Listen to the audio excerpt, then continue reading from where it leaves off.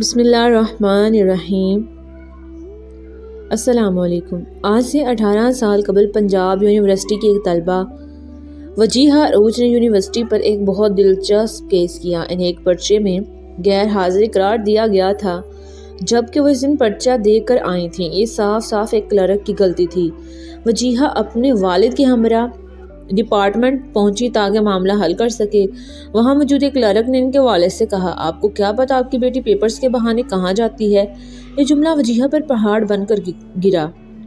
وہ کبھی کلرک کی شکل دیکھتی تو کبھی اپنے والد کی۔ انہیں سمجھ نہ آیا وہ کیا کریں۔ وہ اپنے ہی گھر والوں کے سامنے چور بن گئی۔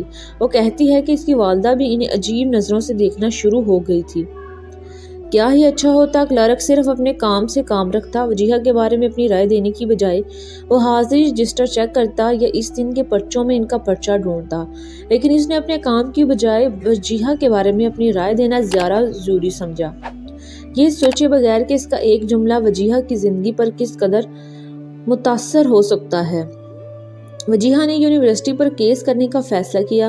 اس کیس میں اس کا ساتھ اس کے والد نے دیا۔ کیس درج ہونے کے 4 ماہ بعد یونیورسٹی نے اپنی غلطی تسلیم کرتے ہوئے عدالت میں اس کا حل شدہ پرچہ پیش کر دیا، لیکن معاملہ اب ایک ڈگری سے کہیں بڑھ گیا تھا۔ وجیہہ نے یونیورسٹی سے اپنے کردار پر لگے دھبے کا جواب مانگا۔ یہ قانونی جنگ 17 سال چلتی رہی۔ گزشتہ سال عدالت نے وجیہہ کے حق میں فیصلہ سنایا اور یونیورسٹی کو 8 لاکھ روپے جرمانہ ادا کرنے کا حکم دیا۔ وجیہہ نے اس ایک جملے کا بار 17 سال تک اٹھایا۔ وہ تو جی دار تھی۔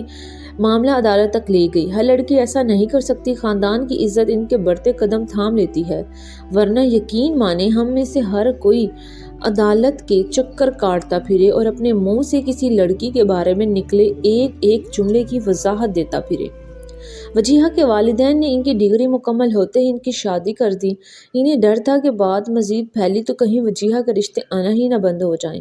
وجیہہ بہت کچھ کرنا چاہتی تھی، لیکن اس ایک جملے کی وجہ سے انہیں وہ سب کچھ نہیں کرنے دیا گیا۔ وہ اپنی زندگی سے مطمئن ہے، لیکن اس کے دل میں کچھ نہ کر پانے کی کسک بھی موجود ہے۔